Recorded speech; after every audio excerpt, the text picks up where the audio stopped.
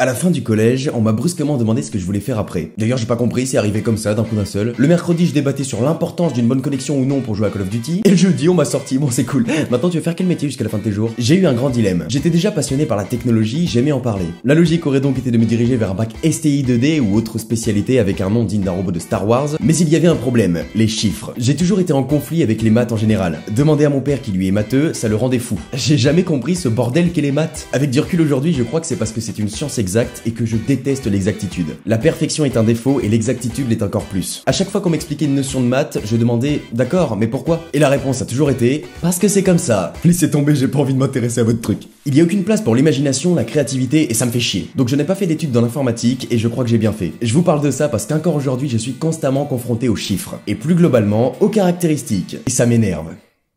Ça m'énerve vraiment. Quand vous regardez mes vidéos, vous pouvez remarquer que j'en parle très peu. Je vais en citer quelques-unes parce que c'est un repère pour certaines personnes, mais personnellement je m'en fous. Les gens ne cherchent plus à savoir si un produit leur convient, ils cherchent celui qui a la plus grosse. Quand un mec me parle de son PC, je l'imagine tout le temps en train de se branler devant la fiche technique. Carte mère Nvidia Intel Core i7 sauce blanche sans oignon.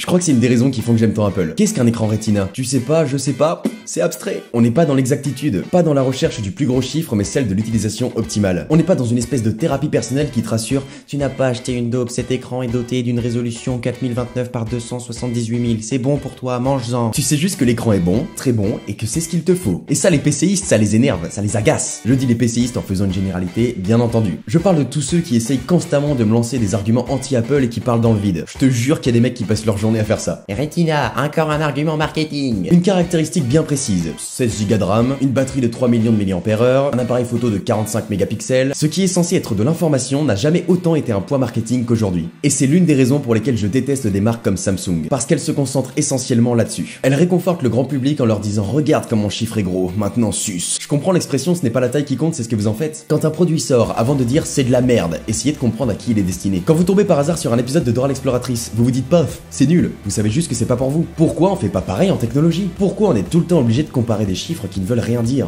Sur l'iPhone, il y a tel processeur, c'est moins performant. Ouais, mais en attendant, l'iPhone tourne sous un OS qui a été créé pour lui. Vos putains de caractéristiques n'ont plus aucun sens. Tu peux comparer une Ferrari et une Twingo comme tu veux. Ça n'empêche que sur une route limitée à 50, elles seront au même niveau. On a récemment eu le coup avec le ZenBook 3 d'Asus. Combien de sites ont sorti des grandes phrases comme « Voici ce qu'aurait dû être le MacBook », alors qu'ils ne l'avaient même pas entre les mains. C'est d'un ridicule. Je propose qu'on arrête de balancer des chiffres à tout va qui veulent tout et rien dire en même temps, et qu'on se concentre sur un côté plus humain, parce qu'au fond tout ça ne rime à rien. J'ai même arrêté de lire les commentaires qui parlent de caractéristiques, parce que ça me fatigue et j'en vois pas l'intérêt. J'en ai marre de voir des gamins de 12 ans qui, parce qu'ils ont vu 3 vidéos de William HBPC, pensent avoir ses connaissances et viennent te balancer des vérités espérant te faire rougir devant tant de puissance. Et j'en ai d'autant plus marre de voir des personnes plus âgées, des adultes qui sont restés à ce mode de pensée. Surtout quand ce sont des youtubeurs ou des sites spécialisés qui font rentrer des faussetés prémâchées à l'inconscience collective qui n'est plus capable d'avoir une réflexion sensée. Retenez ça et on pourra tous se prendre dans les bras.